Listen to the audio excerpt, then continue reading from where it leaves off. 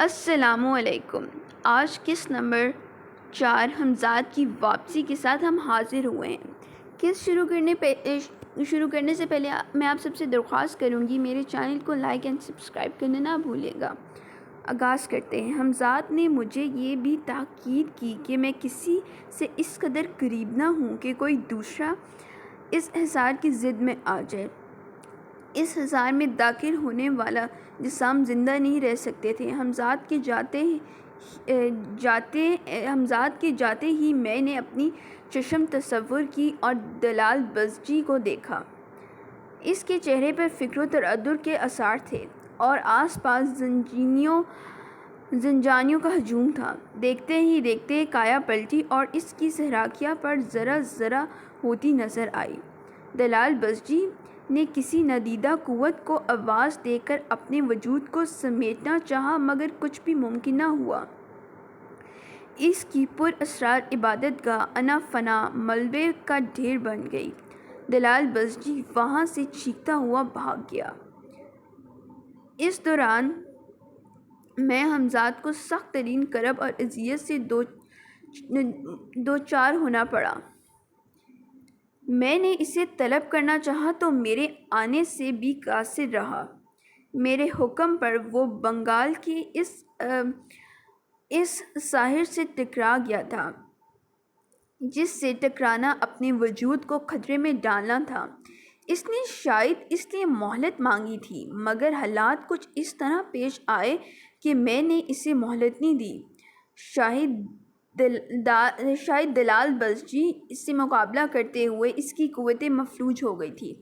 چونکہ میرے ارد گرد ایک حفاظتی چبلہ غبار قائم تھا اس لیے میں اس رات رضیہ سے الگ رہا اور دور سویا، لیکن یہ احتیاط کام نہ آئی۔ نہ جانے کب رضیہ لاعالمی کے سبب میرے قریب آئی اور ایک ہولناک چیخ مار کر کوئلے میں تبدیل ہو گئی۔ رضیہ کی چیخ سن کر متعدد افراد میرے کمرے کے باہر جمع ہو گئے۔ پھر ذرا اور دیر بعد دلال بزجی چند پولیس افسران کو اپنے ساتھ لے کر وہاں پہنچ گیا۔ وہ قبض ابھی تک زندہ رہا، حالانکہ حمزات نے اس کے محفوظ قلعے کو ماسمار کر دیا تھا۔ پولیس نے مجھے گرفتار کرنا چاہا مگر کوئی بھی اس حصار میں قدم نہ رکھ سکا۔ کئی پولیس والے میرے قریب آئے مگر ان کے جسم کوئلہ بن گئے۔ پھر مجھ پر فائرنگ کی گئی مگر لا حاصل، کوئی بھی گولی میرے جسم کو نہ چھو سکی۔ پھر میں رضیہ کی لاش کو اپنے ہاتھوں میں اٹھائے قبرستان پہنچا۔ اس کی لاش خود میں نے اپنے ہاتھوں سے دفن کی اور پھر وہیں بیٹھ کر اس کی یاد میں آنسو بہاتا رہا۔ اس کی جدائی کا احساس میرے لیے جان لیوا تھا۔ وہ میری محبت تھی اور مجھ پر قربان ہو گئی تھی۔ مجھے اسی حالت میں پڑے دیر ہو گئی۔ پھر حمزات کا خیال آیا۔ اپنے تصور کی قوت کام میں لا کر میں نے اسے دیکھا اور باتیں کی۔ اس نے مجھے بتایا کہ میں آج رات ٹھیک ہو جاؤں گا۔ یہ جان کر میرے دل کو سکون ہوا۔ وہ رات میں نے قبرستان میں ہی گزاری۔ صبح میں وہاں سے لوٹ رہا تھا تو حمزات آ گیا۔ وہ اب قطعی ٹھیک تھا۔ میں نے فوری طور پر حمزات کو دلال بزجی کی خبر لینے بھیجا۔ حمزات نے بتایا کہ وہ اپنی ٹالی گنج والی کوٹھی میں ہے اور رات کے وقت اس پر حملہ ممکن ہے۔ اندھیرا پھیلتے ہی میں حمزات کے ساتھ ٹالی گنج پہنچ گیا۔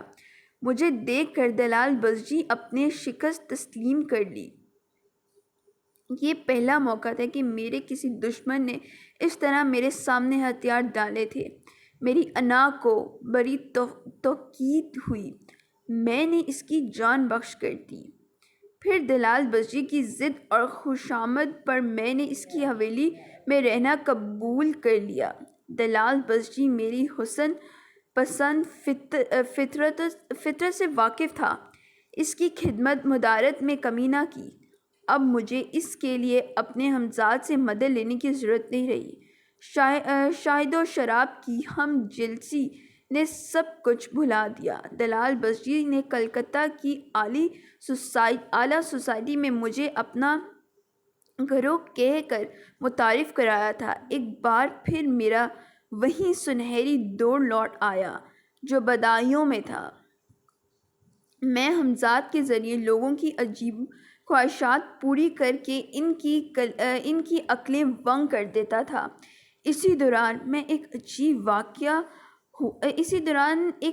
واقعہ ہوا کہ حمزات میرے طلب کرنے کے باوجود کافی دیر تک نہیں آیا۔ یہ پہلا موقع تھا۔ میں اس تاخیر کی وجہ سے حمزات پر برس پڑا۔ میں نے اس کی ایک نہ سنی۔ پھر چند دن بعد ایسا ہی ایک اور حادثہ ہوا۔ حمزات سے یہ معلوم کر کے میں سخت فکر مند ہو گیا کہ کوئی پراسرار ہستی میرے اور حمزات کے درمیان رابطے کو منقطع کر دینا چاہتی ہے۔ میرے حکم پر حمزات نے اس پراسراری ہستی کے بارے میں معلومات حاصل کی اور بتایا اس ہستی کا نام دلال بزجی ہے۔ یہ جان کر میں خود پر قابو نہ رکھ سکا۔ اسی وقت میں حمزات کی تنبیہ کے باوجود دلال بزجی کے کمرے کی طرف دوڑ پڑا۔ دلال بزجی مجھے وہاں اپنا منتظر ملا۔ مجھے دیکھ کر اس نے خود کو اپنی پراسرار قوتوں کے ذریعے ختم کر لیا اور اب یقینی موت کے سوا سفر کا کوئی راستہ نہیں تھا۔ اس کے بعد میں کلکتے کو خیر بات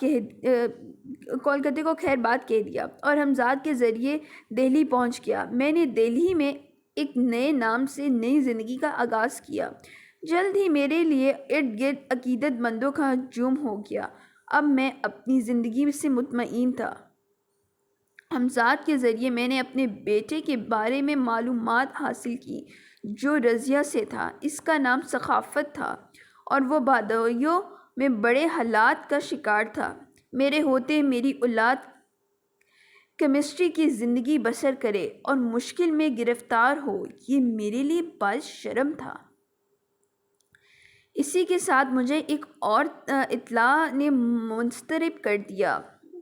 وہ اطلاع یہ تھی کہ میر کے نواب صاحب کی لڑکی نرگس بھی میرے بچے کی ماں بن چکی تھی، اور ایسا ہونے سے نواب صاحب نے میر سے دور بدایوں میں ایک غریب شخص کو دولت سے مالا مال کر کے نرگس کو قبول کرنے پر آمادہ کر لیا۔ نرگس میری بیٹی درادانہ کی ماں بن چکی تھی، مگر بظاہر باپ وہی شخص تھا جس سے نواب صاحب نے نرگس کی شادی کی تھی۔ ان واقعات کو برسوں گزر چکے تھے اور اب میرے دونوں بچے ثقافت اور درآمد جوان ہو چکے تھے۔ لا علمی کے سب ثقافت درآمد کے قریب ہوتا گیا۔ یہ صورتحال میرے لیے ظاہر ہے ناقابل برداشت تھی۔ میں فوراً بدایوں پہنچا اور خود کو ثقافت کے باپ کا ایک مخلص دوست بتا کر ثقافت کو اس بات پر راضی کر لیا کہ وہ درآمد کا خیال اپنے دل سے نکال دے۔ میں نے اسے یہ بھی بتایا کہ درآمد اس کی سوتیلی بہن ہے۔ میں نے ثقافت کو دولت سے نواز دیا تاکہ وہ اپنی زندگی خوشحالی کے ساتھ گزار سکے۔ اس معاملے سے نمٹ کر میں پھر دہلی لوٹ آیا اور دہلی کے شب روز نے مجھے اپنا لیا۔ وقت تیز رفتاری سے گزرتا رہا۔ سال پر سال بیتے، یہاں تک کہ مجھے معلوم ہوا میرا بیٹا ثقافت 60 سال کی عمر پا کر طبعی موت مر گیا۔ اس سے پہلے میں نے میر کے نواب صاحب نرگس اور رضیہ کے والدین کا انتقال کی خبریں بھی سن لی تھیں، مگر ثقافت کی موت سے مجھے سخت صدمہ ہوا۔ اب میری عمر 97 سال ہو چکی تھی اور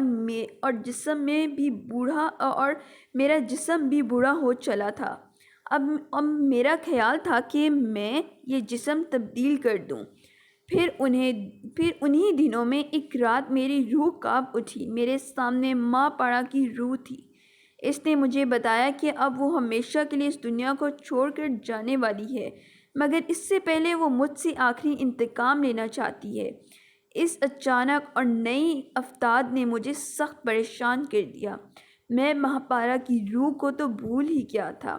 آخر وہ مجھ پر کیا نیا وار کرے گی؟ میں دیر تک سوچتا رہا اور اس رات ایک لمحے کو بھی نہ سو سکا۔ میں نے حمزاد کے ذریعے یہ چاہا کہ ماہ پارہ کے متوقع انتقام کے بارے میں کچھ جان لوں، مگر ہمیشہ کی طرح اس مرتبہ بھی ماہ پارہ کے معاملے میں حمزاد کو ناکامی ہوئی۔ حمزاد کی ناکامی کے بعد میں نے خود کو حالات کے سپرد کر دیا اور سوچا کہ اب جو بھی ہو تقدیر جانے۔ اس ذہنی کشمکش سے نجات پانے کے بعد مجھے اپنے بوڑھے جسم کا خیال آیا۔ اب میں اپنی خواہشات کی تکمیل کو کوتاہی کا شکار ہوتا جا رہا تھا۔ نتیجہ میں ایک بار تبدیلی جسم کے لیے بے چین ہو گیا تھا۔ اس کے لیے میں نے اپنے ایک نوجوان مرید کو منتخب کیا۔ ہر شام میری نشست گاہ میں ضرورت مندوں اور میرے مریدوں کا ہجوم ہوتا تھا۔ تبدیلی جسم کے لیے پورے 40 دن کی تنہائی ضروری تھی، سو میں نے اپنے موکدوں اور مریدوں سے ایک چلہ کھینچنے کا بہانہ کیا اور قطب مینار کے قریبی کھنڈر رات میں جا پہنچا۔ رات کا وقت تھا۔ حمزاد میرے نوجوان مرید عنایت کو وہاں اٹھا لایا۔ یہ پہلا موقع تھا کہ میں خود اپنے قتل پر راضی ہوا تھا۔ اس کے بغیر نیا جسم اپنانا ناممکن تھا۔ مجھے قتل کرنے کی ذمہ داری حمزاد نے سنبھال لی۔ اس نے پہلے عنایت کی گردن اس کے تن سے جدا کی، پھر میری طرف پلٹ کر دیکھا۔ اس کے ساتھ میں ایک تیز دھار اور خون آلودہ خنجر تھا۔ میں اس کے کہنے پر تن کر بیٹھا تھا۔ سنبھلیے، حمزاد نے کہا۔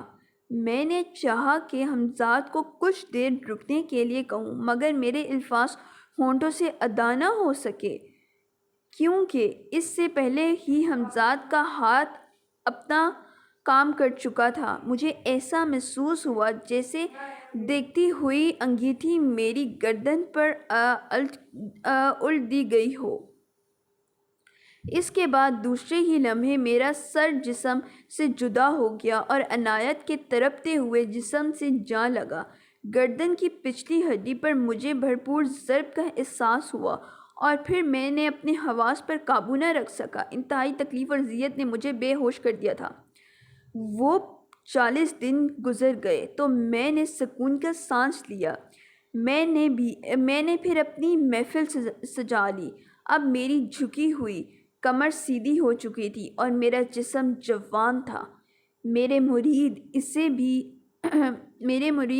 بھی میری غرامت سمجھے۔ نیا جسم حاصل کرنے کے بعد جیسے ماہ پارہ کا انتقام میرے ذہن سے نکل گیا۔ اب ہر شب میرے لیے نئی تھی۔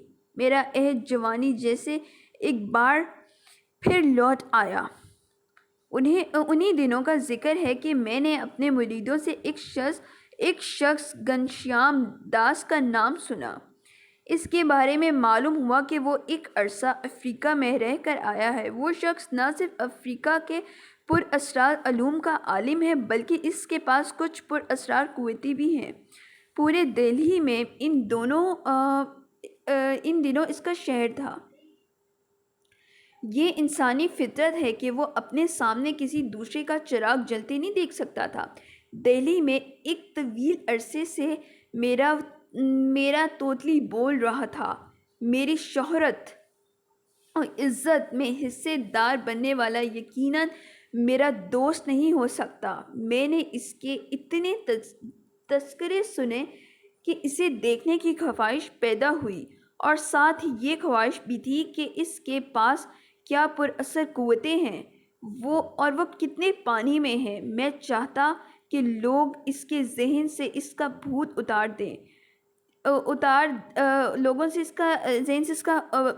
اتار دیا جائے۔ کسی مظاہرے کے دوران میں اس کی پراسرار قوتوں کو حمزاد کے ذریعے ناکارہ بنا کر اسے لوگوں کے سامنے ذلیل کیا جا سکتا تھا۔ یہ وہ 2 دن تھے جب مطالبہ پاکستان زور پکڑا پکڑتا جا رہا تھا۔ ہندوستان کو انگریزی غلامی سے نجات ملنے والی تھی۔ صدیوں پر یہ رشتے کمزور پڑتے جا رہے تھے۔ ہندو مسلم اتحاد کا شیزہ مسلم لیگ کے منطقی اصطلاحات کے سامنے نہ ٹھہر سکا۔ اس کے نتیجے میں ہندوؤں اور مسلمانوں کے درمیان مسابقت اور مقابلے کی سی فضا پیدا ہوئی۔